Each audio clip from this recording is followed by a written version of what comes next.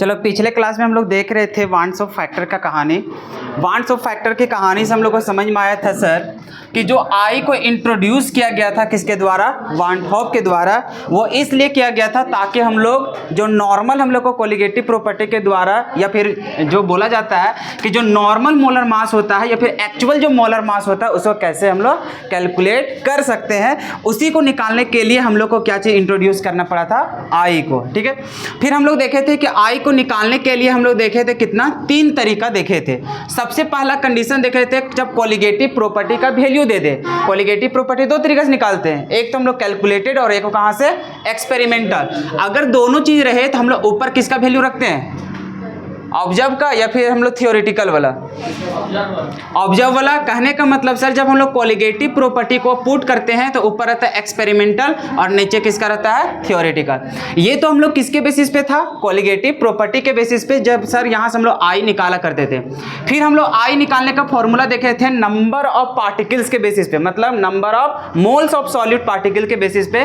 तो सर वो भी कहीं ना कहीं कोलिगेटिव प्रॉपर्टी पे भी डिपेंड करता था और कैसा, डायरेक्टली प्रोपोर्शनल। इसका मतलब सर कोलिगेटिव प्रॉपर्टी जब हम लोग लिख सकते हैं number of moles of solute particle, तो बताओ ऊपर किसका होगा, ऑब्जर्व का कि कैलकुलेटेड का, ऑब्जर्व का। तो सर ऊपर होता था number of moles of solute particles जो हम लोग को डिसोसिएट हो जाता था, एसोसिएट हो जाता था उसके कहानी के बाद। तो यहाँ पे होता था ऑब्जर्व वाला और नीचे किसका होता था, कैलकुलेटेड। फिर हम लोग चले थे आई का निकालने का फॉर्मूला, वो था मोलर मास से। कहां से था, मोलर मास से।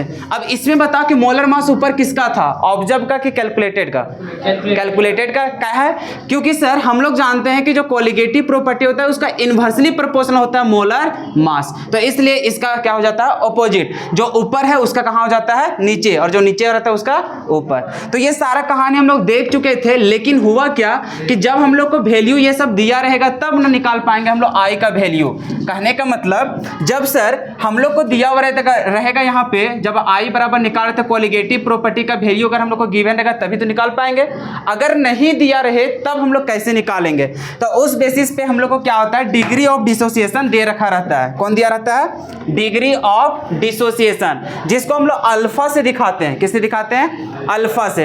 अब यहाँ पे देखेंगे कि डिग्री ऑफ डिसोसिएशन आखिर होता क्या है, तो हम लोग पिछले क्लास में भी देख चुके थे, मतलब क्लास 11th में भी, कि डिग्री ऑफ डिसोसिएशन क्या होता है कि कितना सब्सटेंस टूट रहा है, कितना सब्सटेंस टूट रहा है, और नीचे हम लोग लिखते हैं कि कितना पहले हम लोग लिए हुए थे। जैसे स्टार्टिंग में कितना मोल लिए हुए थे और कितना इसमें टूटा है। जैसे कि हम लोग मान के चलो 1 लिया था, कितना लिया था, 1 में कितना टूट गया, अल्फा, या फिर मान के चलो यहाँ पे अल्फा नहीं, यहाँ पे हम लोग एक्स लेते हैं। कितना लेते हैं, एक्स, कि 1 में टूट गया कितना, एक्स। तो हम लोग इसको जब निकालते थे डिग्री ऑफ डिसोसिएशन तो वही लिखते थे कि कितना टूटा, और ऊपर नीचे हम लोग क्या लिखते थे, कितना हम लोग लिए। तो हम लोग यहाँ पे ये सारा कुछ ना जान करके डायरेक्टली हम लोग लेंगे कि अच्छा डिग्री ऑफ डिसोसिएशन मतलब क्या चीज, अल्फा, कि अल्फा हम लोग को टूट गया। और ये जो रहता है ये हम लोग परसेंटेज के तौर पर, हालांकि परसेंटेज नहीं बोलता है कि 20% टूटा है कि 30% टूटा। अगर इस प्रकार से दिया भी रहता है तो इसको हम लोग फ्रैक्शन में लेते हैं। किस में लेते हैं, फ्रैक्शन में। जैसे कभी हम लोग को रिएक्शंस में बोल दे, जैसे हम लोग यहीं पे ले रहे हैं कि ए से बन रहा है क्या चीज, बी। अगर बोला जाए कि ए जो डिसोसिएट हो रहा है वो हम लोग को 70% डिसोसिएट हो रहा है, कितना हो रहा है, 70%। तो बताओ 70% कहने का मतलब ये हम लोग डिग्री ऑफ डिसोसिएशन बता दिया है। किसको बता दिया, degree of dissociation. Degree of dissociation वही चीज होता है कि वो कितना टूट रहा है, और टूट कितना रहा है, 70%। तो इस 70% को हम लोग अल्फा से दिखाएंगे, लेकिन इसको डायरेक्टली हम लोग 70 नहीं दिखाएंगे, मतलब परसेंटेज के तौर पर कभी दिखाते नहीं है। इसको कन्वर्ट करते हैं किसमें, फ्रैक्शन में। और फ्रैक्शन में कैसे होता है, तो सर हम लोग इसमें 100 से क्या करेंगे, डिवाइड करेंगे। किससे करेंगे, 100 से डिवाइड। मतलब अगर 70 है तो इसको कितना लिखेंगे, 0.70। अगर हम लोग को 20% बोला था 0.2 लिखेंगे या फिर 0.20 लिखेंगे। अगर मान के चलो वहां पे बोलेगा 90% तब 0.9 लिखो या फिर 0.90 लिखो। बात समझ में आ गया। तो हम लोग को इसी प्रकार से दिया रहेगा कि इतना परसेंट वो डिसोसिएट हो गया, तो वहां पे हम लोग अल्फा का वैल्यू समझ में आ जाएगा। अब इस रिएक्शंस को थोड़ा सा समझो कि किस प्रकार से हम लोग को डिसोसिएट हो रहा है। जैसे हम लोग यहाँ पे देख रहे हैं कि डिसोसिएशन का कहानी, क्योंकि पिछले क्लास में भी हम बताए थे, डिसोसिएशन में होता क्या है कि यहाँ पे जो भी सब्सटेंस लेते हैं सर, ये बहुत सारे आयंस में जाकर के डिसोसिएट हो जाता है, छोटे छोटे पार्टिकल में और भी जाके डिसोसिएट हो जाता है। जैसे मान के चलो हम लोग लेते हैं NaOH, NaOH, किसको लेते हैं NaOH। जैसे हम लोग सॉल्यूशन ये सब बनाते हैं तो ये जाकर के टूट जाता है किसमें किसमें, Na प्लस और OH माइनस। यहाँ था कितना 1 और इधर हो कितना गया 2, टूटा कि नहीं टूटा। इसका मतलब सर यहाँ पे तो हम लोग को जानते हैं कि एक के रहता है, कितना रहता है 1, और ये जाकर के हम लोग को कुछ पार्टिकल में टूट जाएगा। अगर मान के चलो हमको ऐसा रहता AlCl3, ये किसमें टूटेगा सर, ये टूटेगा Al3 प्लस और किसमें टूटेगा 3Cl माइनस। टोटल कितना आ गया। क्या इधर का नंबर हम लोग को फिक्स है क्या, अरे फिक्स है क्या, नहीं, मतलब कुछ भी हो सकता है। इसलिए उसके लिए हम लोग जनरल फॉर्मूला के लिए हम लोग कितना लिख ले रहे हैं, n ले रहे हैं। मतलब जो भी यहाँ पे पार्टिकल्स लेंगे वो डिसोसिएट हो जाएगा कितना में, n में। कितना में टूटेगा, n में। अब यहाँ पर समझना है कि आखिर ये टूट तो रहा है लेकिन कितना परसेंट टूट रहा है, टूट रहा है तो कितना परसेंट टूट रहा है। तो उसी के लिए हम लोग इंट्रोड्यूस करते हैं किसको, डिग्री ऑफ डिसोसिएशन। कहने का मतलब जो सॉलिड पार्टिकल लिए थे वो कितना परसेंट टूटा, 100% टूटा कि 20% टूटा, कितना टूटा। तो ये हम लोग को बताता है अल्फा।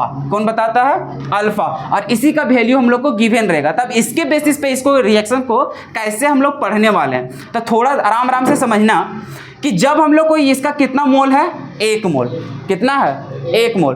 तो जब स्टार्टिंग में रहा होगा, क्या ये स्टार्टिंग में कुछ बना होगा क्या, नहीं बना होगा। मतलब सर ये स्टार्टिंग में 1 मोल है तो ये कुछ भी अभी बना हुआ नहीं होगा।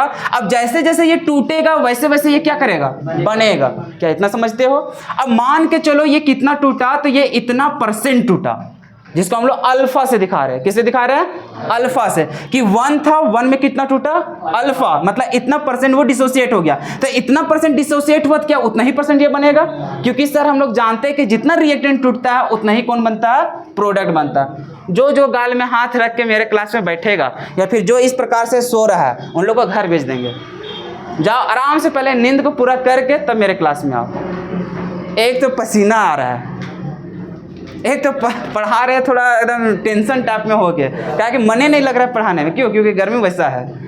तो थोड़ा सा कोऑपरेट करो तुम लोग भी। अब तुम लोग शकल सूरत ऐसा कर देता है कि कितना दिन से तुम लोग टेंशन में है, भूखे है, क्या है पता नहीं चलता है। हाँ, मम्मी पापा एकदम डांट के भेजेगा। इधर देखो कितना अच्छा टॉपिक है। अभी क्या बोले कि जब 1 मोल है तो 1 मोल स्टार्टिंग में क्या ये टूटेगा क्या, नहीं, कुछ समय होगा तो ये जाकर के टूटना स्टार्ट होगा। अब टूटा तो कितना परसेंट टूटा, तो सर अल्फा परसेंट टूटा। कितना टूटा, अल्फा। अब जितना वो टूटता है उतना ही वो क्या होता है, बनता है। इसका मतलब सर ये कितना बनेगा, अल्फा। लेकिन एक चीज हमेशा याद रखना है कि ये 1 मोलिक्यूल के लिए बता रहा है कि अल्फा हम लोग को टूटा। जैसे यहाँ पे बताया कि एक जो पार्टिकल था वो अल्फा टूटा, तो यहाँ पर भी 1 का कितना बन रहा है, अल्फा। लेकिन है कितना, n। तो n नंबर में उतना हम लोग को बना होगा। इसलिए यहाँ पे जो भी रहता है उससे मल्टीप्लाई कर देते हैं कि जो यहाँ पे स्टिक्योमेट्रिक कोएफिशिएंट रहता है। जैसे मान के चलो हम लोग लेते हैं ऐसा कि NaCl, इसका रिएक्शंस करते हैं यहाँ पे बन जाता है Na प्लस और किसका Cl माइनस। अरे ऐसा ही नहीं बनता। तो यहाँ पे लेते हैं कि 1 माइनस अल्फा, तो इसका बनता अल्फा और प्लस में कितना, अल्फा। अरे यही ना होता, क्योंकि इसका अल्फा बना और इसका भी कितना बना, अल्फा। दोनों मिलाकर के कितना बना, तो कुल मिलाकर के वही ना हुआ कि सर यहाँ पे 1 और 1 2, तो जितना भी है उतना से क्या कर दीजिए, मल्टीप्लाई कर दीजिए। तो बात तो वही है। तो ये था हम लोग को डिग्री ऑफ डिसोसिएशन कि अगर कभी भी बोलेगा कि इतना परसेंट टूट रहा है तो उसको किस प्रकार से हम लोग को बनाना है। जो भी नंबर ऑफ मोल्स रहेगा उसमें उतना क्या कर देना है, घटा देना है, और उतना ही हम लोग को क्या बनेगा, प्रोडक्ट। और जो भी यहाँ पे स्टिक्योमेट्रिक कोएफिशिएंट रहेगा उससे क्या कर देना है, मल्टीप्लाई। फिर से बोलो, समझ में आया नहीं, क्योंकि यहीं से मेन फॉर्मूला निकलेगा वांट्स ऑफ फैक्टर का। कभी भी सवाल पूछेगा घुमा के तो यहाँ से क्वेश्चन पूछेगा। तो पहले बता लो क्या क्लियर है, रिएक्शन समझ में आया कैसे करना है। हल्का हल्का ने पूरे आना है। फिर से एक बार फिर से सुन लो ध्यान से। हम क्या बोले कि जैसे रिएक्शंस है, ठीक है। रिएक्शंस का हम लोग का काम कैसे होता है कि जो भी रिएक्टेंट जितना टूटेगा उतना ही हम लोग को कौन बनता है, प्रोडक्ट। क्योंकि हम लोग जानते हैं कि जैसे हम लोग क्लास 9th में पढ़े थे, क्लास 10th में भी पढ़े थे, क्या चीज़, एक लॉ पढ़े थे, law of conservation of mass पढ़ा था, जिसको हिंदी में बोलते थे द्रव्यमान संरक्षण का नियम। वो क्या बोलता था, वो यही बोलता था कि कभी भी रिएक्शंस के दौरान रिएक्टेंट में जितना मास होगा उतना ही कहाँ पे होगा, प्रोडक्ट में। ना हम लोग को निर्माण होता है और ना ही ह्रास होता है। यही सब होता था नहीं। अरे 1 नंबर में या फिर 3 नंबर में क्वेश्चन भी पूछता था। और जैसे केमिकल रिएक्शंस पढ़े थे 10th क्लास का पहला चैप्टर, ओकर में फर्स्ट टॉपिक तो वही था। कि आखिर रासायनिक अभिक्रिया को क्यों बैलेंस करना जरूरी होता था, संतुलित करना क्यों जरूरी होता था। तो इसी चलते हम लोग जान रहे कि ये जितना टूटेगा उतना ही कौन बनेगा, प्रोडक्ट बनेगा। तो यहाँ पे सर इसी तरह से इसका 1 मोल था, तो हम लोग जानते हैं कि स्टार्टिंग टाइम में कोई भी प्रोडक्ट बनता नहीं है। तो यहाँ पे मान के चलो जो रिएक्टेंट है वो टूटा कितना, अल्फा, कुछ भी परसेंट टूटा होगा, 20%, 70%, 60%, तो मान के चलो कितना टूटा, अल्फा। तो अगर ये अल्फा टूटा तो ये भी कितना बना होगा, अल्फा, क्योंकि सर रिएक्शन जब होता है तो जितना रिएक्टेंट खत्म होता है उतना ही कौन बनता है, प्रोडक्ट बनता है। तो हम लोग समझ गए कि ये सर अल्फा तो बना, लेकिन ये 1 का बन रहा था अल्फा, 1 का क्या बन रहा था, अल्फा, लेकिन यहाँ पे है कितना, n है, क्योंकि देखो b का बना अल्फा, लेकिन b है कितना, n है, तो n नंबर में उतना बना होगा, इसलिए यहाँ पे मल्टीप्लाई क्या करते हैं, n। क्या अब बात समझ में आया। अब इतना समझने के बाद हम लोग को क्या काम करना है,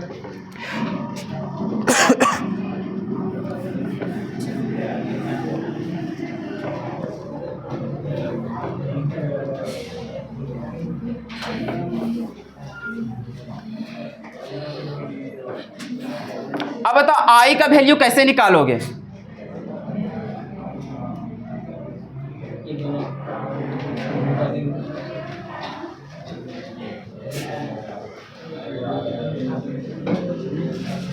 अच्छा आई कैसे निकालते थे हम लोग, तो सर आई का जो फॉर्मूला था, फॉर्मूला हम लोग पढ़ चुके हैं कि नंबर ऑफ मोल्स ऑफ जो भी सॉल्यूट पार्टिकल्स ही सब रहता है आफ्टर डिसोसिएशन या फिर आफ्टर एसोसिएशन, उसको रखते कहाँ, ऊपर। कहाँ रखते हैं, ऊपर, और उसको डिवाइड करते हैं किससे, नंबर ऑफ मोल्स जो हम लोग टेकन, मतलब जो हम लोग स्टार्टिंग के फेज में लेते हैं। तो अच्छा बताओ यहाँ पे क्या होना चाहिए,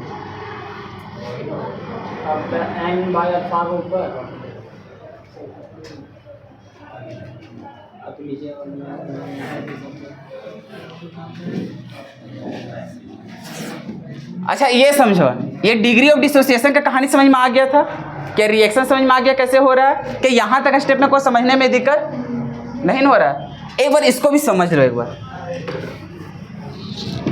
ये रिएक्शन जैसे काम कर रहा है उसी का ये जस्ट हम लोग को क्या कर रहा है, उल्टा। ये हम लोग को क्या कर रहा है, उल्टा। कैसे सर, यहाँ पर 1 में टूट रहा था कितने, क्या ब्लू या फिर ब्लैक, ब्लू वाला इंक है, रेड के जगह में ब्लैक नहीं, मतलब कि रेड के जगह में क्या रखना था, ब्लू ही रखना था। हम लोग के पास क्या होता है ना, रेड वाला होता है कि जब लिखते हैं तो यहाँ पर भी साफ दिखता है, लेकिन पीछे तक पता चलता है हाईलाइट हो ही नहीं रहा है, दिखता है पीछे। अच्छा यहाँ पे देखो, ये रिएक्शन समझ में आया कैसे कैसे काम कर रहा था। सर इसमें टूट रहा था और इसमें क्या होता है, जुड़ता है। इसमें कहानी समझना कि जब ये हम लोग n मोल रहता है तो ये जा करके मिल के बनता कितना है, 1 मोल बनता। और इसमें एसोसिएशन में होता क्या था, इन लोग जाता था डेमेराइज हो जाता था, आपस में जुड़ जाता था और एक हम लोग को मॉलिक्यूल बना करके रेडी कर देता था। कोई दिक्कत। तो यहाँ पर थोड़ा सा क्या होता है ना कि जैसे जिस प्रकार से इन लोग को किए उसी प्रकार से इसको करने में थोड़ा सा डिफिकल्ट हो जाता है, क्योंकि सर हम लोग 1 में माइनस कर करके आदत हो गया करने का। हम लोग इसमें भी कर सकते हैं, लेकिन सर हम लोग को आदत हो गया कि यहाँ पे कितना चाहिए, 1 चाहिए। तो हम लोग क्यों ना, जो हम लोग को यहाँ पे हो रहा है कि जैसे यहाँ पे 2 है तो 2 में से 1 बन जा रहा है, उसी प्रकार से यहाँ पर n है तो n से भी कितना बन रहा है, 1 बन रहा है। कितना बन रहा है, 1। तो हम लोग इस प्रकार से ना समझ करके इसको नॉर्मल कर देते हैं इसके बेसिस पे। किसके बेसिस पे, जैसे डिसोसिएशन का कहानी पढ़े वैसे ही, ताकि हम लोग समझने में आराम होगा। तो उसके लिए क्या करेंगे, अगर ये n को हटाना है तो हटाओगे कैसे, n से डिवाइड करोगे। इसका मतलब सर इसमें भी n से डिवाइड करेंगे और इसमें भी क्या करेंगे, n से डिवाइड। तो जैसे करोगे क्या ये ऐसा बन जाएगा, a से बन रहा है यहाँ पर 1/nb। कोई दिक्कत है क्या। जैसे अभी हम लोग समझे कि यहाँ पर n से हम लोग को 1 बन रहा है, लेकिन इस प्रकार का रिलेशन को अभी बताने को वैसे बता देते हैं, लेकिन दिमाग उतना हम लोग को काम नहीं कर पाता है। तो जैसे हम लोग ये डिसोसिएशन वाला कहानी हम लोग पढ़े, यहाँ पे समझ गए कि सर 1 में ये स्टार्टिंग में कुछ बना हुआ नहीं होगा, तो उसमें फिर देखते हैं कि अल्फा का टूट रहा है तो अल्फा फिर यहाँ पे क्या होगा, बनेगा। तो इस प्रकार से थोड़ा रिलेट करने में हम लोग आराम होता है। उसी प्रकार से अभी यहाँ पे समझते हैं कि जिस समय हम लोग को इसका क्या है, 1 है, क्या है, 1। अरे अभी तो 1 इन हो गया। तो जब हम लोग ये 1 है तो क्या 1 में ये कुछ बना होगा क्या, अरे बना होगा क्या, नहीं। तो उसी प्रकार से मान के चलो 1 में ये अल्फा हम लोग को टूटा, 1 में कितना टूटा, अल्फा। बता इसमें कितना बनेगा, सर अल्फा टूटा है तो ये भी अल्फा ही बनेगा, लेकिन यहाँ पे है कितना 1/n, तो इसमें भी मल्टीप्लाई कितना होगा 1/n। तुम लोग तब तक इसको नोट करो। तो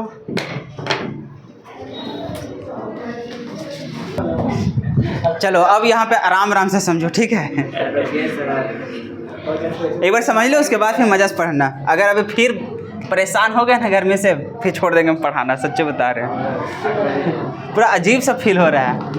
चलो इधर देखो, क्या ये जितना भी प्रोसेस बताया ये सब समझ में आया? इतना समझ में आया ना? अब देखो हम लोग निकालने जा रहे हैं आई। किसका वैल्यू निकालेंगे? आई, क्योंकि सर हम लोग रिलेशन निकाल रहे हैं। क्या चीज निकाल रहे हैं? रिलेशन। किसके किसके बीच में? वांट ऑफ फैक्टर और किसके बीच में? Degree of dissociation.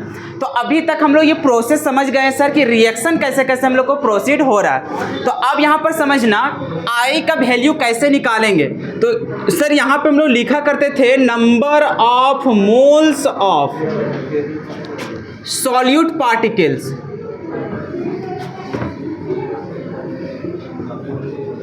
Solute particles after dissociation और एसोसिएशन। लेकिन होता क्या है ना कि हम लोग को पता ही नहीं चल पाता है यहाँ पे कि कितना आखिर वहाँ पे डिसोसिएट वगैरह हो रहा है। तो इसलिए हम लोग डायरेक्टली यहाँ पे क्या करते हैं, देखो कुल मिला करके समझो, जब कोलिगेटिव प्रॉपर्टी को निकाला करता था तो वहाँ पे नंबर ऑफ सॉल्यूट पार्टिकल को लेता था। सॉल्यूट पार्टिकल किसको लेता है सर? जो हम लोग सॉल्यूशन में टोटल नंबर ऑफ पार्टिकल होता है। तो क्यों ना हम लोग वही साफ साफ लिख दे कि जो नंबर ऑफ मोल्स ऑफ जो सॉल्यूट पार्टिकल होता है वो कहाँ पे प्रेजेंट होता है? सॉल्यूशन में। चाहे 2 रहे, चाहे 3 रहे, चाहे 4 रहे, वो भी जो कहानी होता है वो कहाँ होने के बाद होता है? डिसोसिएशन और एसोसिएशन होने के बाद। तो वो कुल मिला करके सर जितना अभी तक हम लोग को जो प्रक्रिया हुआ, कितना टूटा, कितना हम लोग को बना, वो सभी को अगर जोड़ देंगे तो हम लोग को टोटल निकल जाएगा। जैसे कि हम लोग समझ गए कि यहाँ पे 1 है, 1 में इतना टूट रहा है और इतना हम लोग को बन रहा है। तो कुल मिलाकर के अगर मान के चलो ये इसका इतना हम लोग को, जैसे देखो इसमें इतना टूटा और ये हम लोग को क्या हुआ? बना। अगर कुल मिलाकर के दोनों को हम लोग ऐड कर देंगे तो क्या टोटल नंबर ऑफ मोल्स हम लोग को नहीं निकल जाएगा सॉल्यूट पार्टिकल का, कि कितना अभी उसमें प्रेजेंट है? कहाँ पे? सॉल्यूशन में। कहाँ प्रेजेंट है? सॉल्यूशन में। तो इसलिए हम लोग डायरेक्टली यहाँ पे लिखेंगे कि number of moles of solute particle in solution. कहाँ लिख देंगे? In solution. और नीचे जो हम लोग डिवाइड किया करते थे, कितना हम लोग स्टार्टिंग में लिए हैं, वही अभी भी हम लोग को करना है। तो हम लोग यहाँ पे क्या लिखेंगे? तो यहाँ पे लिखेंगे number of moles of solute taken. अब यहाँ पे समझना है कि number of moles of solute particle in solution कितना होगा। तो सर सॉल्यूशन में होगा कि कितना डिसोसिएट हो रहा है और कितना भी बच्चा वगैरह जो भी होगा वो सभी को अगर हम लोग जोड़ देंगे पूरा सॉल्यूशन में कितना सॉल्यूट पार्टिकल है, क्या सारा कुछ निकल जाएगा। तो हम लोग को जो अंतिम वाला जो प्रोसेस हो रहा था यहाँ पे कि 1 में से कितना माइनस हो रहा है हम लोग को? अल्फा। इसको जोड़ देंगे किसमें? हम लोग n अल्फा से। तो हम लोग को टोटल नंबर ऑफ मोल मतलब टोटल नंबर ऑफ पार्टिकल्स निकल जाएगा कि उस सॉल्यूशन में कितना प्रेजेंट है। तो हम लोग यहाँ पे करेंगे क्या? तो सर टोटल हम लोग को कैसे निकलेगा? टोटल निकलेगा 1 माइनस अल्फा। किसमें निकलेगा? 1 माइनस अल्फा और प्लस में हम लोग क्या कर देंगे? n alpha. किसमें कर देंगे? n alpha. तो ये प्रक्रिया करने के बाद ये तो हम लोग को टोटल निकल गया। ये क्या निकल गया? टोटल। कि टोटल सॉल्यूशन में नंबर ऑफ पार्टिकल्स कितना प्रेजेंट है सॉल्यूट का। उसके बाद नीचे हम लोग डिवाइड कर देंगे किससे? कि कितना हम लोग सॉल्यूशन में बनाने से पहले कितना नंबर ऑफ मोल्स या फिर कितना नंबर ऑफ पार्टिकल हम लोग लिए हुए थे। क्लियर है? तो कितना लिए हुए थे? 1 लिए थे। कितना लिए थे? 1। तो यहाँ पे डिवाइड कितना से करेंगे? 1। क्या अभी तक बात समझ में आया? उड़ रहा है क्या? तुम लोग हम 10 बार बोलेंगे ना तो 9 बार कुछ नहीं बोलेगा, लास्ट का 10 पॉइंट में बोलेगा हाँ सर एक बार और बता दीजिए ना, लेकिन खुद से नहीं बोलेगा कि सर एक बार और बता दीजिए। वाह, अभी तक बोले। अच्छा यहाँ तक प्रोसेस तो समझ में आ गया था। अभी हम लोग निकाल रहे वांट्स ऑफ फैक्टर, मतलब आई का वैल्यू। और आई का वैल्यू निकालने समय बताए थे कितना नंबर ऑफ मोल्स हम लोग को प्रेजेंट रहेगा सॉल्यूशन में, अरे डिसोसिएशन करने के बाद या फिर एसोसिएशन करने के बाद। और स्टार्टिंग में कितना हम लोग नंबर ऑफ मोल्स लिए हुए थे सॉल्यूट का, तो वही चीज लिखे हैं ऊपर, number of moles of solute particle in solution, मतलब कितना अभी वहां पे सॉल्यूट पार्टिकल प्रेजेंट है सॉल्यूशन में जाने के बाद। उसके बाद नीचे है कि कितना मोल्स हम लोग लिए हुए थे स्टार्टिंग में। तो ऊपर आखिर टोटल कैसे निकालेंगे? तो ये जो हम लोग को प्रक्रिया निकल रहा था कि यहाँ पर देखो 1 में अल्फा टूटा, फिर यहाँ पे अल्फा बना, फिर उसे मल्टीप्लाई वगैरह कर रहे थे, तो ये टोटल हम लोग सॉल्यूशन में जाने के बाद ये सब प्रक्रिया हो रहा है कि इधर हम लोग को टूट रहा है और इधर हम लोग को क्या हो रहा है, बन रहा है। तो टोटल ओवरऑल करने के बाद अभी कितना सॉल्यूट पार्टिकल हम लोग को बचा है, तो वो कैसे हम लोग को पता चलेगा, जब सर ये दोनों को जोड़ देंगे प्रोसेस कि कितना खत्म हुआ और कितना हम लोग को बना। अब वो आपस में पता चल जाएगा कि टोटल हम लोग को कितना वहां पे अवेलेबल है। तो ये दोनों का आपस में क्या करेंगे, हम लोग सम करेंगे। क्लियर है? तो देखो अब हम लोग को क्या हुआ, तो यहाँ पर जो सॉल्यूशन में प्रेजेंट हम लोग को number of moles of solute particle, तो उसमें कैसे निकलेगा, तो सर इधर हम लोग देख रहे थे रिएक्टेंट की तरफ, तो कितना था 1 माइनस अल्फा, यहाँ पे लिख लिया 1 माइनस अल्फा, उसको प्लस कर दिया किससे हम लोग, सॉल्यूशन वाला से। सॉल्यूशन का कितना है n अल्फा, तो n अल्फा कर दिए। और नीचे हम लोग 1 कहाँ से आया, सर इनिशियल में जो हम लोग नंबर ऑफ मोल्स लिए थे सॉल्यूट का, वो कितना लिए हुए थे 1। क्या अब बात समझ में आया? अब इसको पूरा सॉल्व करो। सॉल्व करने के बाद देखो क्या हम लोग को आएगा, सर 1 माइनस अल्फा ही रह जाएगा, प्लस यहाँ पर क्या हो जाएगा n अल्फा। क्या 1 से कोई इफेक्ट होगा क्या? नहीं। अब यहाँ से देखो हम लोग को कुछ कुछ कॉमन दिख रहा होगा। क्या कुछ कॉमन दिख रहा है? क्या कॉमन दिख रहा है? ये सब लिख लिया था, समस्या ही है ना, एक नहीं दो समस्या। चलो अभी तक हम लोग को आया क्या चीज, एक्सप्रेशन। तो आई बराबर आया सर कि 1 माइनस अल्फा और प्लस में आया n अल्फा। क्या ही आया, नीचे हम लोग को 1 था, तो 1 से कोई मतलब हम लोग को होगा नहीं, कोई इफेक्ट करेगा क्या? नहीं। अब इसी से हम लोग को देखो एक जनरल फॉर्मूला निकालेंगे कि यहाँ से और इसको सिंपल किया जा सकता है क्या? बिल्कुल किया जा सकता है। कैसे? तो आई बराबर 1, इसको पहले लिख लेते हैं, इसको बाद में लिखेंगे, कोई दिक्कत है क्या? अरे यार 1 माइनस 2 प्लस 3 ऐसे लिखे, या फिर 1 प्लस 3 माइनस 2 ऐसे लिखे, कोई दिक्कत है क्या? नहीं। तो क्या इसको हम लोग ऐसे लिख ले कि यहाँ पर पहले लिखेंगे n अल्फा और माइनस में अल्फा, कोई दिक्कत हो जाएगा क्या? कोई दिक्कत तो नहीं होना चाहिए, क्योंकि सर उसका साइन तो अभी वैसा ही है। हाँ दिक्कत तब होता जब यहाँ पे माइनस रहने देते और यहाँ पे प्लस कर देते, तब दिक्कत हो जाता। तो अभी अगर कोई दिक्कत नहीं, तो अब देखो यहाँ से कुछ रिलेशन निकल रहा है। क्या रिलेशन निकल रहा है, 1 प्लस, यहाँ से अगर अल्फा और अल्फा को कॉमन लेंगे तो क्या बचेगा सर, यहाँ पे बचेगा n और माइनस में कितना 1, और कितना हो जाएगा अल्फा। यही हो गया तुम्हारा क्या चीज, रिलेशन। कि जब हम लोग को डिग्री ऑफ डिसोसिएशन का कहानी हो जाएगा, कि जब सॉल्यूशन में जाने के बाद वो डिसोसिएट वगैरह हो जा रहा है, अगर वहां पे हम लोग को परसेंटेज के तौर पर दिया रहेगा कि कितना % वो डिसोसिएट हो रहा है, तो उस स्थिति में आई का वैल्यू कैसे निकालेंगे, यहाँ से। अब यहाँ पे हम लोग समझते हैं कि आई क्या कहलाता है। आई क्या कहलाता है, वांट्स ऑफ, क्योंकि सर मेन तो हम लोग को इसी का निकालना था।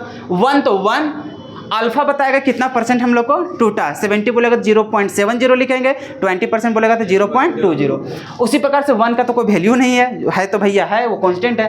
n अब क्या बताएगा, तो n हम लोग देखेंगे कि कितना वो टूटा। जैसे कि अगर यदि हम लोग लेंगे यहाँ पर NaCl, क्या ले लेंगे NaCl, तो NaCl जब टूटेगा तो ये किस में बनेगा, Na प्लस और Cl माइनस। यहाँ पर हम लोग को देखो आफ्टर जो n होता था वो n कहाँ लेते थे, यहाँ पे नहीं सर, इधर जो टूटता था, जैसे अभी हम लोग रिएक्शंस लिखे थे कि 1A से बन क्या रहा था NB, n आया कहाँ पे, प्रोडक्ट साइड। किधर आया, प्रोडक्ट साइड। मतलब सॉल्यूशन में जाने के बाद वो कितना टूटता है। अगर यहाँ पर कितना में टूट रहा है, 2 में, मतलब n का वैल्यू कितना होगा 2। अगर हम यहाँ पे ऐसा बोले, कैसा बोलेंगे MgH मतलब MgOH का होल 2, ये किस में टूटेगा सर, ये टूटेगा Mg2 प्लस और यहाँ पे टूटेगा 2OH माइनस। बताओ n का वैल्यू कितना, 3 हो जाएगा। अगर हम यहाँ पे बोलेंगे कि बताओ BaCl3, ओ सॉरी Al नहीं लिए ना, चलो AlCl3, बता इसके लिए n का वैल्यू कितना हो जाएगा, 4। कितना हो जाएगा 4। कैसे जाने सर, एल्युमिनियम प्लस तो एक हम लोग रहेगा एल्युमिनियम 3 प्लस और 3 को क्या रहेगा Cl माइनस। तो टोटल किस में टूट रहा है, 4 में। इसलिए यहाँ पर कभी भी डिसोसिएशन वाला कहानी होगा तो उसमें n का वैल्यू कहाँ से पुट करेंगे, क्या समझ में आ गया। देखो ये सब जरूरी है, जरूरी इसलिए है क्योंकि हम लोग पढ़ेंगे भी कोलिगेटिव प्रॉपर्टी, और कोलिगेटिव प्रॉपर्टी में चाहिए क्या चीज़, आई का वैल्यू। तो आई का वैल्यू कहाँ से निकालेंगे, तो यही सबसे नहीं निकालना पड़ेगा। तो इसलिए ये सब फॉर्मूला बहुत ज़्यादा जरूरी है। पिछले क्लास में भी बताए थे, हम लोग समझ ही नहीं पाया था कि ये सब रिलेशन हुआ कैसे। अगर ये चीज़ यहाँ पे समझ गए हो, क्या इसका तुम लोग बता सकते हो कैसे इसको सॉल्व करेंगे। अभी भी क्या चाहिए, आई का फॉर्मूला क्या होता है sir, number of moles of solute particle in solution मतलब टोटल कितना है, और नीचे फिर क्या लिखेंगे, नंबर ऑफ मोल्स टेकन। तो यहाँ पर सर फिर हम लोग लिखेंगे कि total number of moles of solute in solution, और डिवाइड कैसे करेंगे sir, number of moles of solute taken. अब बताओ इसमें क्या करोगे, वैल्यू बिठाओ, टोटल कैसे निकालोगे सर, ये और ये दोनों को हम लोग जोड़ेंगे सर। यहाँ पे लिखेंगे हम लोग 1 माइनस अल्फा और plus alpha minus 1 by n. क्या यही होगा क्या यार, तुम लोग भी माइनस कहाँ से आ जाएगा, इंटू ना आ जाएगा। चलो तो ये हो गया, और नीचे हम लोग क्या लिखेंगे 1। अब चलो इसी को हम लोग ऊपर सॉल्व करते हैं। अरे समझ में आया ये कहाँ से लिखे सर, वहाँ थोड़ा सा ऐसा हो गया तो लग रहा था माइनस हो गया। अब देखो यहाँ पे निकालने जा रहे हैं आई बराबर, तो लिखेंगे सर 1 माइनस अल्फा और पल, अच्छा यहाँ पे 1 कैसे आया सर, हम लोग n लिखना था, कोई सोच रहा है का सर, हम लोग लेते थे यहाँ वाला सर कि कितना है, यहाँ पे कितना लिए हैं अभी n लिए हैं, तो सर अभी डिवाइड भी कितना करना चाहिए था, तो सर आप 1 लिख दिए इसलिए क्योंकि हम लोग इस रिएक्शन से नहीं गए, हम लोग किस रिएक्शन से गए, इस वाला रिएक्शन से, तो हम लोग चलेंगे भी था इसी के अनुसार ना, अभी चलते थे इसके अनुसार चलते थे, यहाँ पे कुछ और वैल्यू आता, लेकिन उसी को हम लोग सॉल्व करने के लिए, ताकि हम लोग ज़्यादा कन्फ्यूजन ना पैदा हो, तो जैसे इसको सॉल्व किए वैसा ही इसको सॉल्व करें। इसलिए सर यहाँ पे जो n था उसको बना कितना दिए थे 1, मतलब अभी कितना ले रहे हैं, एक ही ले रहे हैं, तो इसलिए अभी ये रिएक्शन ना फॉलो करके किसको फॉलो कर रहे हैं, ये वाला, इसलिए नीचे कितना लिखे हैं। नहीं तो ऐसा सवाल आ सकता है कि सर आप यहाँ पे कॉपी पेस्ट किए थे यहाँ वाला, अभी देख रहे हैं यहाँ पर n सर, तो नीचे भी क्या होना चाहिए था n, लेकिन आप लिख दिए क्या चाहिए 1, तो इसीलिए थोड़ा क्लियर कर दिए, आगे चल के कंफ्यूज मत होना। चलो यहाँ पर फिर क्या हो जाएगा, अल्फा और बटा में n ऐसा लिख देंगे, कोई दिक्कत हो जाएगा क्या, अरे अल्फा इंटू 1 अल्फा और अपोन में क्या हो जाएगा n। अब चलो यहाँ पे इसको सॉल्व करो, कैसे करोगे सर, i बराबर चलेंगे तो 1 को 1 अभी रहने देते हैं, ये दोनों में से फिर देखो नेगेटिव पहले हो जाता है, गंदा दिखता है, उसको बाद में कर देते हैं, उसको क्या कर देते हैं पहले, तो यहाँ पे हो जाएगा सर पहले हो जाएगा अल्फा बाई n और माइनस में क्या हो जाएगा अल्फा। यहाँ पे सर i बराबर जाएंगे तो 1 और प्लस कितना हो जाएगा 1 बाई n और माइनस में 1 और यहाँ पर क्या हो जाएगा अल्फा। लेकिन हाँ ये किसके लिए, एसोसिएशन के लिए, और ये किसके लिए डिसोसिएशन, दोनों में अंतर देखो 1 1 प्लस प्लस बीच में माइनस माइनस इंटू में अल्फा अल्फा 1 1, सिर्फ फर्क कहाँ है कि सर डिसोसिएशन होता है सिर्फ n लिखते हैं, और एसोसिएशन में क्या लेना पड़ता है 1 बाई n, क्या याद हो जाएगा। चलो अब इसको पूरा कॉपी कर लो,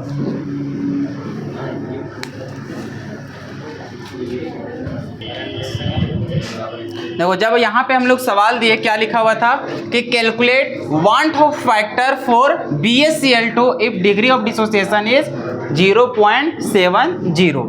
तो अगर हम लोग को पूछा वांट्स ऑफ फैक्टर मतलब क्या निकालने बोला आई, सर आई निकालने का फॉर्मूला हम लोग एक ही जानते हैं, जब डिग्री ऑफ डिसोसिएशन बोलता है, अगर डिसोसिएशन का कहानी है तो डिसोसिएशन लगाएंगे, अगर एसोसिएशन रहेगा तो एसोसिएशन का।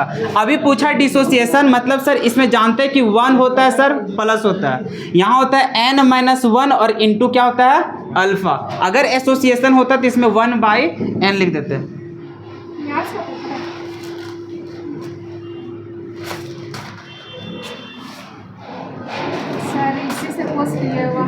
तो यहाँ कुछ रहेगा तब तो, अब अपने रूमलवस तो नहीं पूछते है कि नहीं।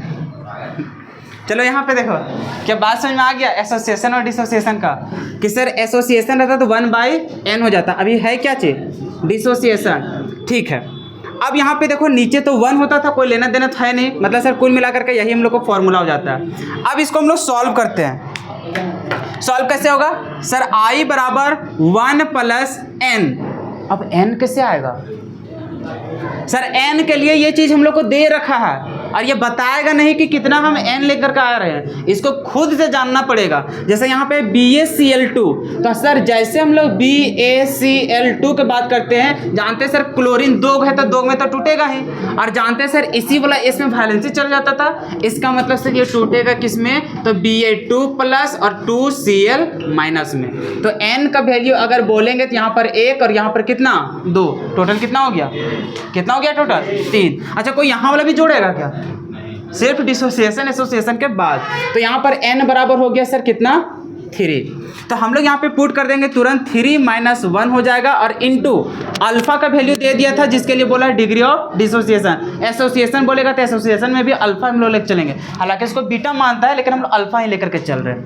तो यहाँ पर क्या है 0.7, तो यहाँ पे पुट कर देंगे 0.70, मल्टीप्लाई कर लो सर, आई बराबर जाएंगे तो 1 प्लस यहाँ चल जाएगा 2 इंटू 0.70 सर हो जाएगा 1, और प्लस इसमें जाएंगे तो हो जाएगा सर 1.4, होगा कि नहीं होगा, होगा होगा, फिर यहाँ चलेंगे सर 1 और 1 तो हो जाएगा 2.4, तो इतना हम लोग को आंसर। कोई दिक्कत? अब यहाँ पे ध्यान से सुनो और एगो नोट करके लिख लेना, क्योंकि अधिकांश जाके यहाँ फंसोगे।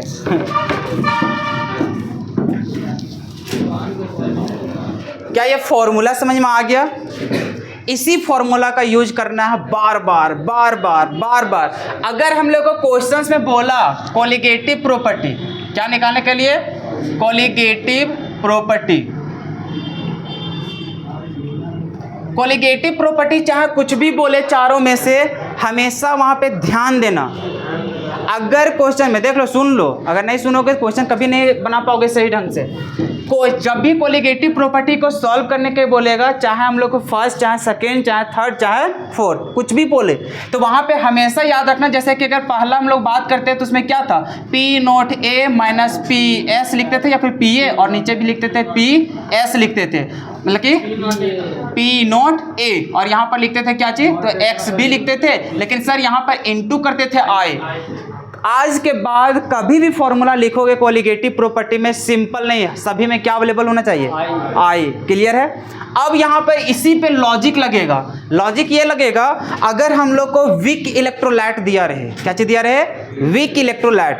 स्ट्रॉन्ग इलेक्ट्रोलाइट, वीक इलेक्ट्रोलाइट जानता है, क्योंकि क्लास 11th में भी थोड़ा सा पढ़ाए थे, पढ़ाए क्या, थोड़ा क्या बहुत पढ़ाए थे, तो उसमें इंट्रोड्यूस किए हुए थे। नहीं जानता है तो नेक्स्ट चैप्टर में पूरा पढ़ेंगे इलेक्ट्रोलाइट के बारे में, इलेक्ट्रोकेमिस्ट्री में पूरा एकदम भरपूर चलेगा वही सब। तो ध्यान से सुनो, जब हम लोग को वीक इलेक्ट्रोलाइट रहता है, इलेक्ट्रोलाइट का मतलब जो आयंस में डिसोसिएट होता है, जो 100% डिसोसिएट नहीं होता है, जो कुछ परसेंटेज में डिसोसिएट होता है, उसी को बोलते हैं वीक इलेक्ट्रोलाइट। और कभी वीक इलेक्ट्रोलाइट बोलेगा तो उसी के लिए हम लोग को जो अल्फा का वैल्यू होता है, उसी के लिए हम लोग को दे के रखेगा कि ये इतना परसेंट डिसोसिएट हुआ, 20%, 40%, 60%, जो भी बोलेगा, ये अल्फा का वैल्यू सिर्फ और सिर्फ किसके लिए अप्लाई करेगा, वीक इलेक्ट्रोलाइट के लिए।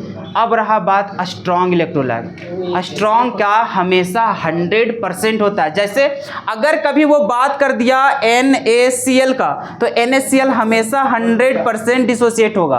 बात को समझ रहे हो? KCl 100% डिसोसिएट होगा। मतलब कुल मिलाकर के यही देखना, अगर क्वेश्चन में इलेक्ट्रोलाइट तो पहचान लोगे ना, पहचान लोगे ना सर, कटायन और आनायन में टूट जाना चाहिए, और सब एक तोड़ देगा तुम लोग। अगर सब टूट गया, उसमें ध्यान से देखना, अगर क्वेश्चन में एक वर्ड नहीं लिखा है, क्या नहीं लिखा रहेगा, नन इलेक्ट्रोलाइट। क्या लिखा रहेगा, नन इलेक्ट्रोलाइट। अगर नन इलेक्ट्रोलाइट लिख दिया, मतलब दिमाग में सेट कर लें, ये कभी टूटेगा नहीं, ये कभी भी टूटेगा नहीं, और नहीं टूटेगा तो ये आई के जगह में 1 लिखोगे। कितना लिखोगे, 1। अब रहा बात कि अगर इलेक्ट्रोलाइट हम लोग को, या फिर नन इलेक्ट्रोलाइट कुछ दिया ही नहीं, और वहाँ पर कुछ हम लोग को दे दिया, जैसे NaCl दे दिया, या फिर BaCl2, ये सभी कुछ दे दिया, चाहे कुछ भी दे दिया, HCl, ये सब, तो हमेशा देखना, अगर डिग्री ऑफ डिसोसिएशन का वैल्यू नहीं दिया है, तो हमेशा ये डिग्री ऑफ डिसोसिएशन का वैल्यू कितना लोगे, 1, क्योंकि जान जाना वो हम लोग को स्ट्रॉन्ग ही है। क्या चीज जान जाना कि वो हम लोग को स्ट्रॉन्ग दिया हुआ है। 2 कंडीशन, अगर हम लोग को नन इलेक्ट्रोलाइट दिया रहे तब भी कितना बिठाएंगे, हे प्रभु कल्याण कीजिए मेरा। सो रहा है तुम लोग यार, सच में बता रहा है, बहुत लोग तुम लोग सो रहा है। नेहा तो और जब से आई है तब से सो रही है। अभी हम बताएं कि नोट करके लिख लेना, क्या नोट करके लिख लेना, क्योंकि क्वेश्चन प्रैक्टिस के दौरान बहुत ज़्यादा समस्याएं हम लोग के सामने फेस करने के लिए मिलेगा। पहला पॉइंट कि अगर क्वेश्चन में बोल दे कि नॉन इलेक्ट्रोलाइट है, क्या चीज बोल दे, नॉन इलेक्ट्रोलाइट। नॉन इलेक्ट्रोलाइट कभी भी बोलेगा इसका मतलब सर वो कभी टूटेगा क्या, नहीं टूटेगा। और अगर नहीं टूटेगा तो इसका मतलब सर जो हम लोग अल्फा उल्फा जो भी बात करते हैं वो तो सिंपल जीरो वगैरह ही हो ही जाएगा। अरे होगा कि नहीं होगा जीरो। और जैसे जीरो होगा, अगर वो कुछ टूट ही नहीं रहा है, टूटेगा नहीं तो ये कितना हो जाएगा, नॉन इलेक्ट्रोलाइट मतलब वो टूटेगा नहीं, और टूटेगा नहीं तो अल्फा का वैल्यू क्या चाहिए, जीरो।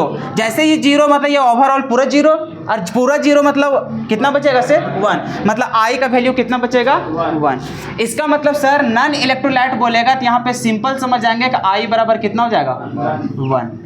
उसके बाद अगर कभी भी हम लोग को सवाल पूछे, किसके लिए सवाल पूछेगा, वीक इलेक्ट्रोलाइट के लिए, तो उसके लिए परसेंटेज वगैरह दे देगा, तो उसमें पूरा फॉर्मूला लगाएगा और यहाँ से निकालोगे। और अगर स्ट्रॉन्ग इलेक्ट्रोलाइट रहा तब, तो स्ट्रॉन्ग इलेक्ट्रोलाइट रहेगा तो इसी से ट्रैप करो, ये हो जाएगा ओवरऑल 1, कितना हो जाएगा 1। अगर ये 1 हो गया तो अब यहाँ पे कैसे करेंगे सर, तो ये अल्फा का वैल्यू 1 होगा, आई का वैल्यू 1 मत करना, आई का वैल्यू कभी भी 1 नहीं करना। देखो फिर 2-3 को बात बोल रहे हैं, फिर ये सब एक में मिक्स मत करना, क्या हमारा डर है कि इसी में तुम लोग गड़बड़ करोगे। है बहुत छोटा चीज़, लेकिन यही सब तुम लोग जाके बार बार गड़बड़ करोगे और न्यूमेरिकल को पूरा तहस नहस कर दोगे। रहेगा 5 नंबर, बनाओगे कितनों सही से, मास्टर सिर्फ आंसर मिलाएगा, नहीं मिलेगा सीधा खत्म कर देगा। बात को समझ रहे हो। तो यहाँ पे हमेशा याद रखना कि अगर कभी भी बोल दिया नॉन इलेक्ट्रोलाइट तो कोई टेंशन नहीं लेना, आई का वैल्यू 1, किसका वैल्यू, आई का वैल्यू। और आई कहाँ हम लोग अपनाते थे सर, जब कोलिगेटिव प्रॉपर्टी रहता तो उसमें मल्टीप्लाई करते हैं। पहला पॉइंट समझ में आ गया। दूसरा पॉइंट याद रखना हमेशा कि अगर स्ट्रॉन्ग इलेक्ट्रोलाइट बोले, क्या बोले, स्ट्रॉन्ग इलेक्ट्रोलाइट, अगर स्ट्रॉन्ग इलेक्ट्रोलाइट बोलेगा तो इसका मतलब वहां पे कभी भी नहीं बोलेगा डिग्री ऑफ डिसोसिएशन इतना है कि कितना है। सो बात को समझ रहे हो। क्वेश्चन में सिर्फ अगर मान के चलो हम लोग को दिख गया कि वो NaCl है और कुछ नहीं बोला, ये क्या चाहिए हम लोग को, स्ट्रॉन्ग। मान के चलो जो वीक भी रहेगा, मान के चलो वो वीक भी रहेगा और उसमें गलती से नहीं दे रखा है वो डिग्री ऑफ डिसोसिएशन, क्या हमें पता है वो कितना टूटेगा, फिर भी वहाँ पे कितना लेंगे 1, क्योंकि भैया तुम दे ही नहीं रखा है तो हम लोग के अंदाजी कितना ले लेंगे, 70% टूट रहा है, 40% टूट रहा है, तो उस समय भी कितना लेंगे 1। आई का वैल्यू नहीं, किसका लेंगे, अल्फा का वैल्यू 1 लेंगे।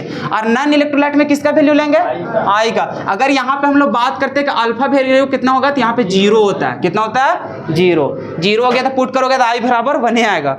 अब उसी प्रकार से स्ट्रॉन्ग इलेक्ट्रोलाइट में अल्फा का वैल्यू कितना होता है 1, क्योंकि स्ट्रॉन्ग 100% टूटता है। तो अब यहाँ पे अगर बोलेंगे कि आई वैल्यू निकालोगे कितना हो जाएगा, तो 1 + n-1 हो जाएगा। अब यहां पर देखो क्या कहानी हो जाएगा, आई का वैल्यू कैसे निकालोगे सर। यहां पर हम लोग देखें, देखो ध्यान से सुनते जाना, ठीक। आई का वैल्यू निकालने का फॉर्मूला था सर 1 + n-1, और यहां पर अल्फा का वैल्यू कितना 1। जैसे हम लोग जाएंगे सर हो जाएगा 1 + n और माइनस में 1, और यहां पर अल्फा का वैल्यू 1, तो वो पूरी खत्म हो गया, इतना बच गया। अब ये 1 से 1 खत्म, मतलब सर आई वही होगा जितना हम लोग को n होगा। अब सुनो क्वेश्चंस हम बोल दिया कि इतना सॉल्यूट है, इतना ग्राम वगैरह कुछ भी बोल देगा, इसमें डिजोल्व वगैरह है। अब फाइंड करो कि इसका कोलिगेटिव प्रॉपर्टी कितना होगा, कुछ भी बोलेगा, चाहे वो एलिवेशन पूछे, चाहे डिप्रेशन पूछे, चाहे वेपर प्रेशर वाला पूछे, चाहे ऑस्मोटिक पूछे, तुरंत हम लोग फॉर्मूला लगाएंगे। जैसे ये सब कहानी लगाए, आई निकाले, और यहाँ पर सिर्फ बता दिया कि NaCl है, कितना है NaCl। अब बताओ तो आई का वैल्यू क्या लिखोगे, 2 होगा, कितना होगा 2। मतलब सर ये अगर कुछ भी नहीं बोला डिग्री ऑफ डिसोसिएशन, और वैसे भी हम लोग जानते हैं 100% टूटता है क्योंकि स्ट्रॉन्ग है, तो इसके बराबर कितना लिखेंगे आई 1, मतलब कि आई की वैल्यू 2 लिखेंगे क्योंकि डिग्री ऑफ डिसोसिएशन कितना होता है 1। कैसा आया फॉर्मूला समझ में आ गया। तो डायरेक्ट सिर्फ सर जितना भी रहेगा यहाँ पर एक्स भी इंटू कितना कर देंगे इसके लिए 2। अगर यहाँ पे बोल देता AlCl3 तब 4, कितना 4। अगर यहाँ पे डिग्री ऑफ डिसोसिएशन नहीं दिया, मान के चलना कितना 100%, और उसके लिए कितना लोगे आई का वैल्यू, तो ये फॉर्मेट से चलोगे और आई का वैल्यू वही होता है जितना n होता है, तुरंत यहाँ पे पुट करके निकाल लोगे। समझ में आया। तो आज का क्लास सबसे अंतिम क्लास था जिसमें हम लोग कोलिगेटिव प्रॉपर्टी को खत्म किए। एक टॉपिक छूट गया, बहुत ही छोटा सा टॉपिक है जिसको हम लोग बोलेंगे अब हेनरीज लॉ। क्या बचा है, हेनरीज लॉ। तो अब हालांकि सवाल वहाँ से कहीं नहीं पूछा है, ठीक है, लेकिन कम्पिटिटिव एग्जाम में वहाँ से पूछने के चांसेस रहता है, तो उसका एक बता देंगे कंसेप्ट। तो अब देखो तुम लोग का कहानी, कहानी अब ये है कि हम लोग पूरा चैप्टर को अंत कर चुके हैं, चैप्टर का पूरा अंत कर चुके हैं। और अगर हम लोग फिजिकल केमिस्ट्री की बात करें, थ्योरी से कुछ काम बनने वाला नहीं है, या फिर कहनो महान नहीं बनोगे। अभी एक और सबसे खतरनाक चैप्टर भी पढ़ने वाला है, इलेक्ट्रोकेमिस्ट्री। पूरा ओवरऑल जितना फिजिकल केमिस्ट्री सबका बाप है वो। और उसमें फर्स्ट क्लास जाना से रहेगा ना, अगर पहला क्लास जो ढंग के नहीं सुना, भूल जाना, कहनो समझ में आएगा। ऐसा स्थिति हो जाएगा इलेक्ट्रोकेमिस्ट्री में भी, ठीक है। तो उसमें थोड़ा सा पेशेंस रखना, मज़ा आ जाएगा पूरा एकदम। लाइन उनके बारे में एकदम खूब सिखाएंगे, टेंशन क्या ले रहा है। लेकिन हाँ, कंसंट्रेट रहोगे तब। तो अब धीरे धीरे समझो, मतलब फिजिकल केमिस्ट्री में पहला बार हम लोग पढ़े किसको, केमिकल काइनेटिक्स। केमिकल काइनेटिक्स में डेफिनेशन 4 गो, कितना डेफिनेशन 4 गो। और कौन कौन सा पता है? एक तो सर फैक्टर्स अफेक्टिंग, एक sir rate law, rate of reaction को कैसे डिफाइन करेंगे, मोलिक्यूलैरिटी और ऑर्डर में कैसे करेंगे, एग्जाम्पल, खत्म। कुछ बचा और क्या? कुछ नहीं बचा। बाकी जो भी उसमें है, जो 5 नंबर रहे चाहे 8 नंबर रहे, जितना भी नंबर का पूछेगा, सिर्फ और सिर्फ न्यूमेरिकल बेस पे। अगर जिसका न्यूमेरिकल कंसेप्ट क्लियर है उसका नंबर आएगा, नहीं तो चल जाओगे सीधे। और उतना टफ नहीं है चैप्टर। सेकेंड चैप्टर जो हम लोग पढ़ रहे हैं, हालांकि ये पहला चैप्टर था हम लोग को, तो इसमें भी जो क्वेश्चन पूछेगा, थ्योरी में सुन लो क्या क्या पूछेगा। सबसे अधिकांश पूछने का चांस रहता है अगर लॉन्ग क्वेश्चन में, तो वो relative lowering of vapour pressure, इसी को पूछेगा, इसी को ड्राइव करने बोलेगा। इसके अलावा कुछ भी पूछता नहीं है। हाँ, न्यूमेरिकल फिर सब पूछेगा। उसके बाद molarity, molality, normality, mole fraction, इस सब का डेफिनेशन याद रखना। उन लोग के बीच में डिफरेंस भी लिखवाए थे, डिफरेंस याद रखना। ऑब्जेक्टिव सवाल पूछता है, उसका कभी कभी जो यूनिट हो गया, जानता है कि नहीं जानते यूनिट? बता दो मोलैरिटी का क्या होता है? मोल पर लीटर। मोल पर लीटर। अच्छा, मोल फ्रैक्शन का यूनिट कौन बताएगा? अभी बहुत लोग इसका भी बोलने जा रहा था। मोलैलिटी, मोल पर केजी। तो यही सब सिर्फ पूछेगा। बाकी जो क्वेश्चंस रहेगा सिंपल सिंपल, वो ऑब्जेक्टिव में भी पूछता है, सब्जेक्टिव में भी पूछता है। बाकी रहा बात कि अगर लॉन्ग सवाल पूछा, और लॉन्ग सवाल पूछेगा 5 नंबर का, और अगर 5 नंबर में पूछा तो उसमें रिलेटिव भी पूछ सकता है, ऑस्मोटिक भी पूछ सकता है, कुछ भी पूछ सकता है। और एक सवाल और बनता है ऑब्जेक्टिव के लिए, वो था तुम्हारा उसमें जो हम लोग पढ़े थे, Rawls law of vapour pressure for volatile और नॉन वोलेटाइल। पढ़े थे कि नहीं पढ़े थे? फॉर्मूला देखा था। और एक क्वेश्चन था जहाँ से वेपर फेज में निकाला करते थे मोल फ्रैक्शन। तो कुल मिलाकर के इतना ही उसका समरी, और यहीं से सवाल पूछता है। और कभी कभी हेनरी से पूछ देता है डेफिनेशन, हेनरी लॉ क्या, लेकिन जल्दी पूछता नहीं है, क्योंकि अच्छा क्वेश्चन पहले बन जाता है। तो ओकरा क्वेश्चन को भी देखते हुए चलना है ना, तो हेनरी लॉ से ज़्यादा सवाल नहीं पूछता है।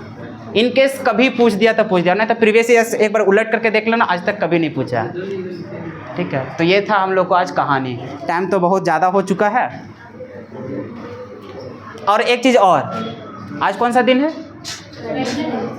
Wednesday, Thursday, Friday. आज अगर मेरे पास समय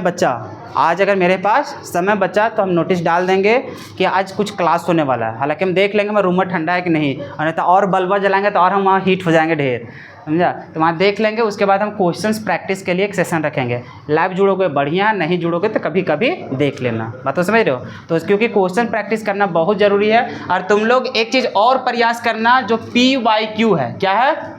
PYQ। अब ये गलती से भी मत सोचना कि हम PYQ करवाने वाले हैं, क्योंकि ये सब ऑलरेडी कवर हो चुका है। बस जो 2024 का जो कंटेंट था वो सिर्फ वहाँ पे एक्सप्लेन नहीं किया हुआ है। लेकिन जा करके जब 2024 वाला जो पेपर था उसको अगर देखोगे कि सर कैसा सवाल था और इसको सॉल्व कैसे करना था, तो उसमें ऑलरेडी बता रखे हैं। तो उसमें भटकने की ज़रूरत नहीं है। और इतने कंसेप्ट पढ़ने के बाद 2024 ला ईजिली तुम लोग सॉल्व कर लेगा। बात समझ रहे हो? तो 2023 तक का हम पेपर को सॉल्व कर चुके हैं पूरा वीडियो के साथ। एक क्वेश्चन को पूरा एक्सप्लेन किया है, तो उसको हमें दोबारा समझाने की ज़रूरत नहीं। तुम लोग को PDF भी सेंड कर दिया, उसको नोट कर लेना। जितना भी नोट्स पढ़ रहे हो कोई फ़ायदा नहीं करेगा। फ़ायदा कौन करेगा? PYQ। अगर पढ़ने के बाद PYQ का क्वेश्चन नहीं बन रहा है, मतलब भूल जाना कि बोर्ड एग्जाम का प्रिपरेशन अच्छा से हो पाया। ये बात हमेशा याद रखना, चाहे वो केमिस्ट्री रहे, चाहे फिजिक्स रहे, चाहे कोई भी सब्जेक्ट रहे। PYQ अगर नहीं बन पा रहा है खुद से, मतलब भूल जाओ कि तुम प्रिपरेशन अच्छा से कर पाए हो, और बोर्ड एग्जाम में बेहतरीन करके आओगे। भूल जाना, इसलिए हम सारा कुछ करवा चुके हैं, तो उसको करते जाना। अब मेरा सिर्फ एक एक टारगेट है, क्वेश्चन प्रैक्टिस करना। क्या चीज़ करना? Question practice. वैरायटी हम लेकर के आएंगे, करवाएंगे, टेंशन मत लो।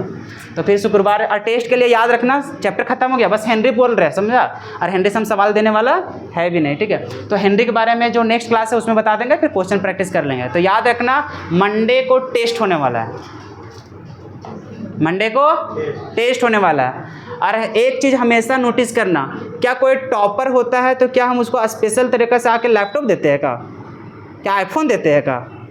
हम सिर्फ वो जो टेस्ट लेते हैं उसका लेने का मकसद मेरा यही रहता है कि जिस प्रकार से भी पढ़े हो, किस प्रकार से एग्ज़ाम में तुम्हें लिखना है जिससे नंबर नहीं कटेगा, तो ये सब जांचने के लिए हम टेस्ट लेते हैं। ऐसा नहीं कि तुम टॉप कर गया बहुत ज़्यादा हीरो बन गया, या फिर फेल कर गया, ऐसा नहीं कि सब तुमको मतलब नेगेटिव चीज़ कुछ बोल रहा है, ऐसा नहीं। अगर कुछ कमी रह गया तो उसको फिर आगे चल के क्या करना है? सुधारना है। अब देखो तुम लोग का सबसे गंदा क्या आदत है, जिस दिन हम टेस्ट रखेंगे उस दिन गैप। इतना गुस्सा लगता है, मजाक नहीं बोल रहे, कसम से बता रहे हैं, इतना गुस्सा आता है हमारा क्या बतावे। क्योंकि हम जिस मकसद से तुम लोग को टेस्ट ले रहे हैं उसमें तुम लोग जब बैठोगे नहीं तो क्या फ़ायदा हुआ टेस्ट लेने का? बस जा रहे हैं, 2 मिनट हमें बोलने दीजिए, हम चल जाएंगे। अच्छा ठीक है, समझ में आया ना? तो टेस्ट के लिए रेडी रहना, सोमवार को टेस्ट हो जाएगा और एक भी बच्चा अब्सेंट नहीं करेगा। समझ में आ रहा है ना? हो गया सर।